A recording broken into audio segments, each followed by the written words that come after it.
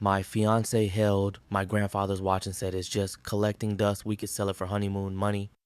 Then she looked me dead in the eye and said, would you rather have an ugly bride that week alone? She spent $18,000 on my cards without asking. I just took the watch back and locked it away.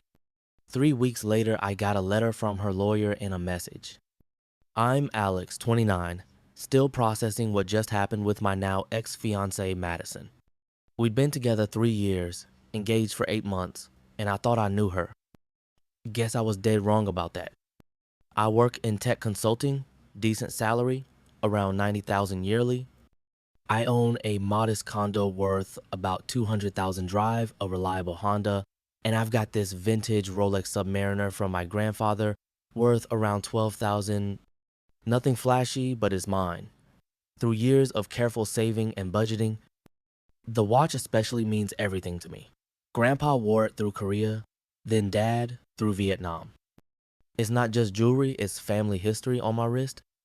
Madison works part-time at a boutique, makes maybe $25,000 yearly. Sweet girl or so. I thought she always admired my financial stability, called me responsible and mature. Red flags I missed completely. 2 months ago, I casually mentioned prenups during dinner. Just thinking out loud. Her reaction was immediate and explosive. Her fork clattered against her plate, eyes narrowing like I'd slapped her across the face. She leaned back in her chair, arms crossed defensively. The venom in her voice when she called it insulting caught me off guard. My breath hitched like I'd touched a live wire. I tried explaining it was just protection for both of us, standard procedure nowadays. She wasn't hearing it. Her ultimatum was clear. Mention prenups again and she'd leave.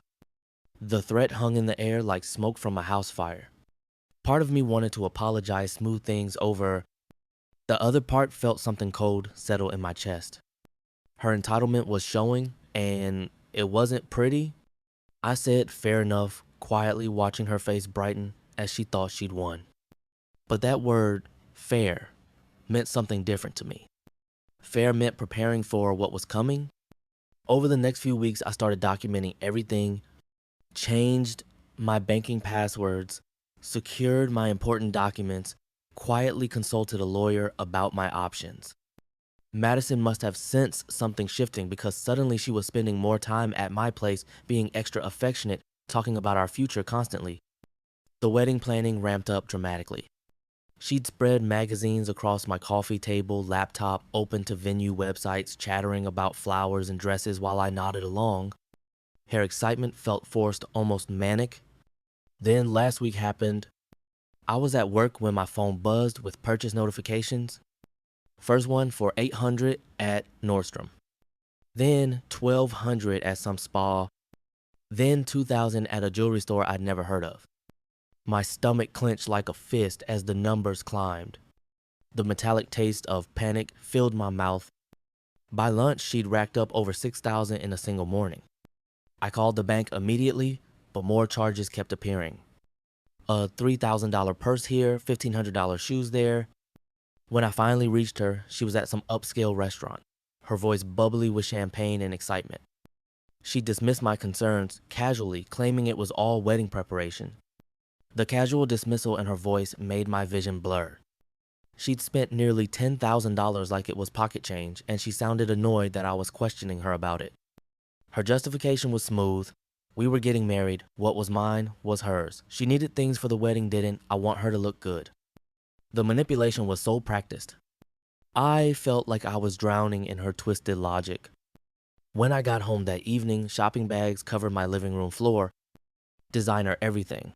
Clothes, shoes, makeup, jewelry I'd never seen before. The apartment reeked of expensive perfume and new leather. I told her this had to stop, that she couldn't spend my money without asking. She actually pouted like a child denied candy, asking why I was being so stingy when I supposedly loved her. That night, I moved my remaining credit cards to a safe, but the damage was done. She'd managed to spend over $18,000 in total over the past month. $18,000. My emergency fund, my vacation savings money, I'd earmarked for actual wedding expenses. The next morning, shattered what was left of my trust, I woke up to find her going through my dresser drawers. She had my grandfather's watch in her hands, examining it like she was appraising livestock. The sight made my blood run cold. When I demanded to know what she was doing, she explained casually that the old thing took up space. She'd been thinking about selling it for honeymoon money. The jeweler had quoted at least $12,000 for it. My world tilted sideways. That watch represented 3 generations of my family's service and sacrifice, and she wanted to pawn it for vacation money. The audacity was breathtaking. Something in my voice when I told her to put it down must have registered because she actually stepped back.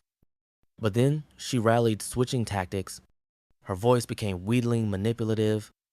She called me unreasonable, said it was just collecting dust, claimed my grandfather would want me to be happy.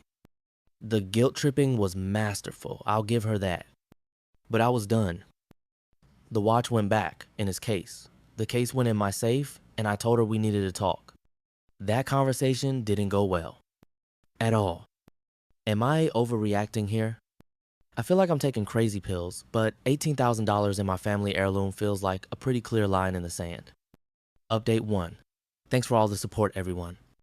Your responses really helped me see this situation clearly. Some of you asked for more details. So here's what happened after my last post. I gave Madison one final chance to explain herself and maybe salvage things. Big mistake on my part. I sat her down and tried to have a calm, rational conversation about boundaries and financial responsibility. Her response was to laugh in my face, throwing her head back like I'd told the world's best joke. She dismissed my concerns as dramatics over some shopping. According to her, this was what women did when getting married. They nested, prepared, invested in their appearance. Would I rather have an ugly bride? The gaslighting was so smooth it almost worked. For a moment, I questioned whether I was being unreasonable. Then I remembered the $18,000 credit card bill sitting on my kitchen counter. I explained that spending someone else's money without permission wasn't nesting, it was theft. Her expression shifted from dismissive to venomous in seconds. She shot back that I was supposed to provide for her. That was what men did. The entitlement was staggering. I felt my patience evaporating like steam from hot pavement. Over the next few days, she ramped up the manipulation tactics. Tears when I mentioned returning some of the items, her mascara running in perfect rivulets down her cheeks. Accusations that I didn't love her when I suggested she get a full-time job to pay me back. Threats to call off the wedding when I locked down my remaining credit cards. Her voice would crack at just the right moments, her lower lip trembling on cue. Part of me wanted to cave to make peace and move forward. But a bigger part recognized this pattern would only get worse after marriage. I was seeing her true nature, and it wasn't pretty. Then she brought reinforcements. Her parents showed up at my condo unannounced last Thursday evening. I opened the door to find Madison flanked by her mother, Patricia, and stepfather, Robert, both looking like they'd come to collect a debt. Patricia's perfume was sharp enough to cut glass. Robert's suit screamed expensive lawyer. Patricia launched into the conversation without even saying hello, demanding we discuss Madison's situation. Apparently, Madison had painted me as some kind of financial abuser who was withholding money from her. They'd come to negotiate a resolution that would allow their daughter to maintain her lifestyle expectations. Robert added that she was accustomed to a certain standard of living. If I couldn't provide that, maybe I wasn't ready for marriage. His tone suggested I should be grateful for the privilege of funding their daughter's existence. I invited them in, made coffee, and tried to explain the situation calmly.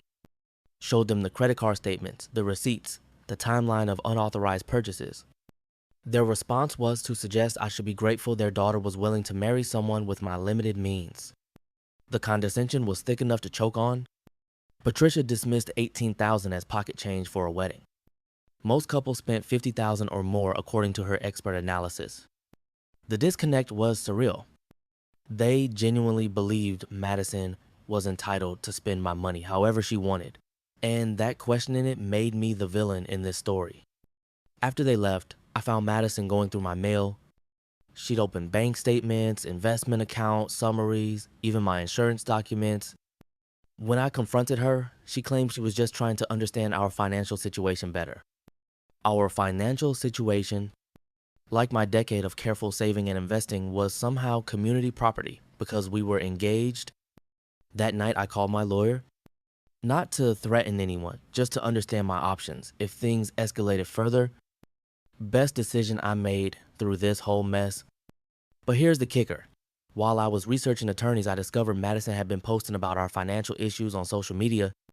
She crafted this narrative where I was a controlling cheapskate who refused to pay for wedding expenses, conveniently omitting the unauthorized spending spree. The comments were brutal. Her friends calling me stingy, selfish, not husband material. A few people even suggested she deserved better than someone who would nickel and dime his own fiancée. The echo chamber was vicious and one-sided. I screenshot everything before she could delete it. Something told me I'd need evidence of her behavior later. The timestamps alone told a story. She'd been building this narrative for weeks, laying groundwork for whatever came next. This situation is spiraling faster than I expected. I'm starting to realize how calculated this all was. Update 2. Jesus, you guys weren't kidding about this getting worse. Thank you for the continued support. It's keeping me sane right now. Madison's social media campaign backfired spectacularly. A few mutual friends reached out after seeing her posts asking for my side of the story.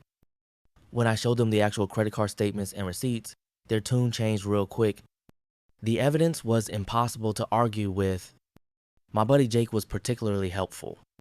He mentioned that Madison had been asking people for money, claiming I'd cut off her access to funds.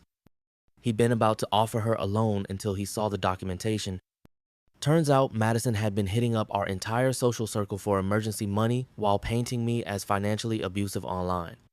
The manipulation was more extensive than I'd realized. She wasn't just stealing from me. She was running a sympathy scam on everyone we knew. Several people had already given her cash, thinking they were helping her escape a controlling relationship. The web of lies was staggering. But the real bomb dropped Tuesday morning. I woke up to find the front windshield of my Honda Spider webbed with cracks. Someone had thrown a rock or brick at it overnight. The damage was extensive. Safety glass scattered across my dashboard like deadly confetti.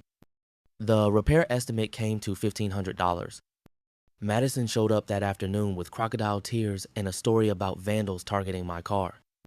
She was so concerned, so supportive, offering to help me file insurance claims and find repair shops. Her performance was Oscar-worthy, complete with trembling hands and worried glances at the damaged vehicle. She expressed worry about my safety, suggesting whoever did this might come back.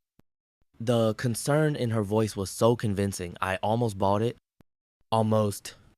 Except, I'd already checked my building security cameras. Clear footage of Madison herself throwing the brick at 2:30 in the morning, looking around nervously before fleeing back to her car. Her face was clearly visible under the parking lot lights. When I confronted her with the video evidence, she didn't even try to deny it. Just switched tactics again, her tears evaporating instantly. She claimed I'd driven her to it, that she was desperate. I'd cut her off from everything, ruined her reputation with our friends, and now she couldn't even afford groceries. The victim mentality was breathtaking. She'd stolen $18,000 from me, tried to pawn my grandfather's watch, lied to our friends, and damaged my property. But somehow, I was the villain for not enabling her behavior. I told her to pack her things.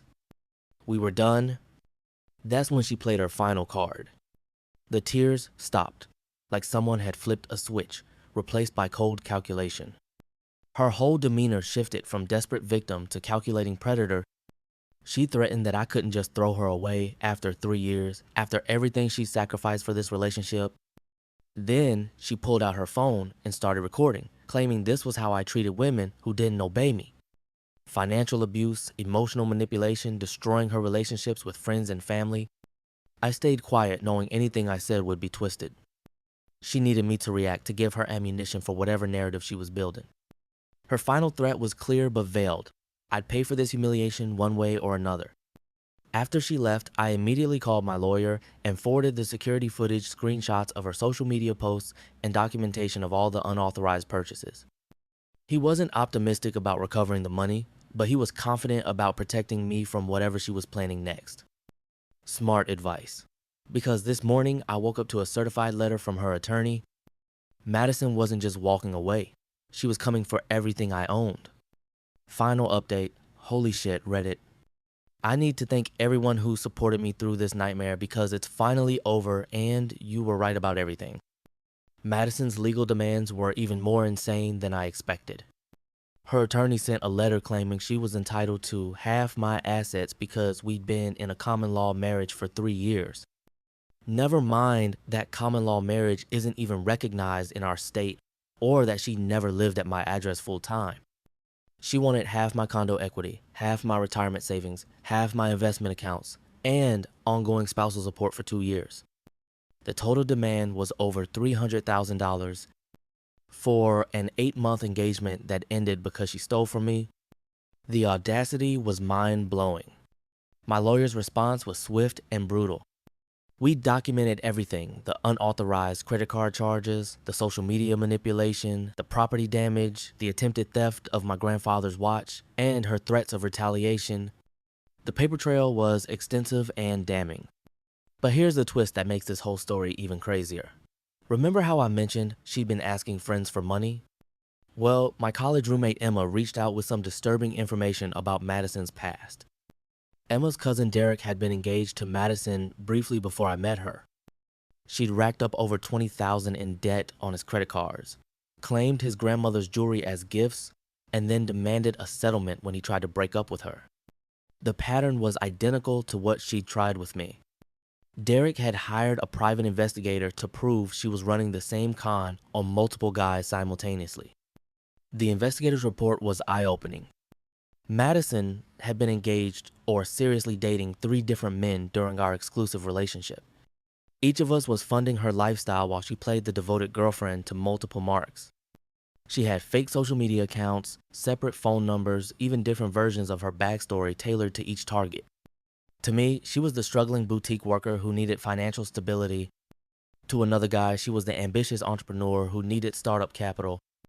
To the third, she was the devoted daughter supporting her sick mother. Professional level manipulation. I felt sick realizing how thoroughly I'd been played, but also relieved that I'd caught on before marriage made things infinitely more complicated. The scale of her deception was staggering. Armed with this evidence, my lawyer demanded a mediation session before any court proceedings. Madison showed up with her parents, an attorney still convinced she held all the cards. Her confidence was palpable, like she was attending a business meeting where she expected to close a favorable deal. The mediation lasted 4 hours. We presented every piece of evidence: methodically credit card statements showing the unauthorized charges, security footage of her vandalizing my car, screenshots of her contradictory social media posts, records of her lies to mutual friends, and the private investigator's report documenting her pattern of financial fraud. Watching her narrative crumble in real time was something else. Her attorney kept asking for sidebars, clearly realizing his client had lied about everything. Her parents sat in stunned silence as the evidence mounted.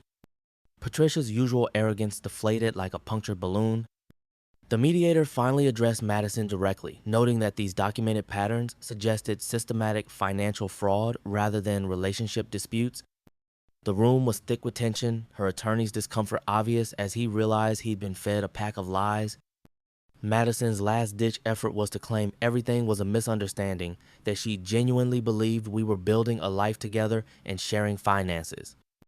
Hard to maintain that position when confronted with evidence of simultaneous relationships with multiple men. The settlement was simple. She walked away with nothing. No money, no claims against my property, no ongoing contact. In exchange, I wouldn't pursue criminal charges for the credit card fraud or property damage. Her family had to cover her legal fees and the mediation costs. Justice felt sweet. Watching Patricia write that check after she lectured me about financial responsibility, the woman who'd called $18,000 pocket change suddenly looked very concerned about legal bills. Madison moved out of state within 2 weeks. Her social media went dark, her phone number changed, and mutual friends stopped hearing from her entirely. The boutique where she'd claimed to work confirmed she'd never actually been employed there. Another lie in an endless string of deceptions. The financial damage was real but manageable. Insurance covered most of the car repair. I was able to dispute about half the credit card charges as fraud, and I learned some expensive but valuable lessons about protecting myself. The total loss was around $9,000. Painful but not devastating. 6 months later, I'm in a much better place. I kept the condo, kept my grandfather's watch, and kept my sanity. Started dating again recently, someone who actually has her own job and bank account. Imagine that. Someone who insisted on splitting dinner bills and has never once asked about my financial situation. The whole experience taught me that prenups aren't just about protecting assets. They're about identifying people who see marriage as a financial opportunity rather than a partnership. Madison's violent reaction to that conversation was the red flag. I should have heeded immediately. To anyone dealing with similar manipulation, document everything. Trust your instincts and don't let guilt or social pressure convince you to enable destructive behavior. Some people view relationships as transactions, and they're often very good at hiding their true intentions until they think they have you locked down. I dodged a massive bullet. Sometimes the trash takes itself out, and sometimes you have to help it, along with proper legal representation. Thanks again for all the support throughout this mess. You helped me stay strong when I was doubting myself. The Reddit community really came through when I needed perspective. What would you have done differently? Was I too harsh or not harsh enough?